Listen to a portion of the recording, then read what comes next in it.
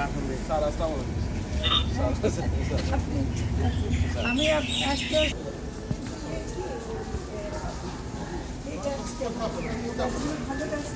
হ্যাঁ স্যার, আমি টাঙ্গাইল থেকে আসছি।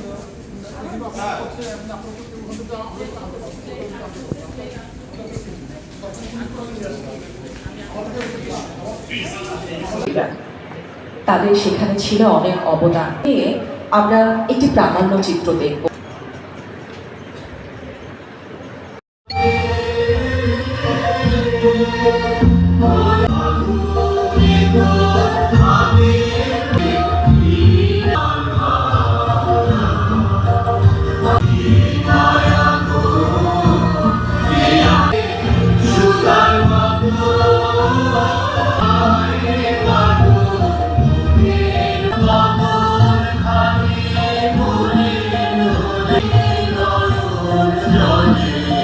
জানিয়ে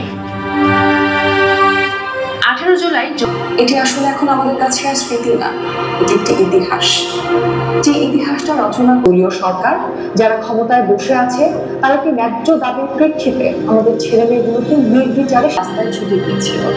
একজন শিক্ষক হিসেবে আমার মনে হয়েছিল এই আন্দোলনে আসলে মানবাধিকার পরিস্থিতি বিভিন্ন সময়ে আমরা বিগত সময়গুলোতে যেভাবে দেখেছি যে সরকারের পৃষ্ঠপোষকতায় এবং যারা ক্ষমতাসীন তাদের পৃষ্ঠপোষকতায় যেভাবে মানবাধিকার লঙ্ঘন হয়, এবং অনেকগুলো এমন আছে মানবাধিকার বিষয় যেগুলো স্ট্রাকচারাল, মানে একেবারে কাঠামোগত, ওগুলো করতে হবে। তো এই যে মানবাধিকার কমিশন আমাদের পক্ষে তখন কাজ করেছে আন্তর্জাতিকভাবে, এবং অনেকগুলো প্রতিবেদন তারা করেছে, যার ফলে কিন্তু এই ফ্যাসিস্ট সরকার কিন্তু মানে আন্তর্জাতিকভাবে ডকুমেন্টেড হয়েছে তাদের কাজটা।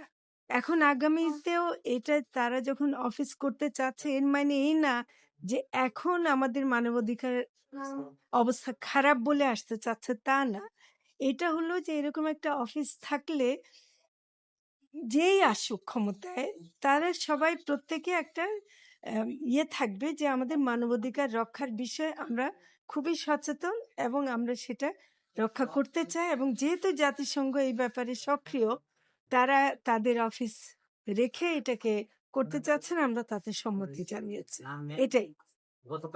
না, আমরা তো প্রত্যেক সময় চাই শান্তিপূর্ণভাবে সবকিছু হ্যান্ডেল করতে। তো সেটা হলো যে, এবং আমাদের এই সরকারের একটা যে আচরণ সেটা হলো যে আমরা অহেতুক কোনো কাউকে আমরা মানে লেথাল ওয়েপন ইউজ করা বা কোনো কঠিনভাবে মানে দমন করতে চাই না। এবং সেটা করতে গিয়ে অনেকে যখন নাকি একটু বেশি হয়ে যায়, সেটা তো আমরা অনেক সহ্যের পরিচয় দিই আর কি, সহ্য করি।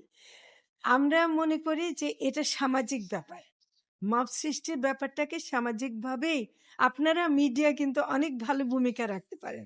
যে মব সৃষ্টি যেসব কারণে হয় সেই কারণগুলোকে আমাদের অ্যাড্রেস করতে হবে, এবং সেটাই আমি মনে করি যে করা ভালো। মানে এখানে সরকার কোনো ধরনের বাড়তি দমনমূলক ব্যবস্থা নেওয়ার পক্ষপাতী না।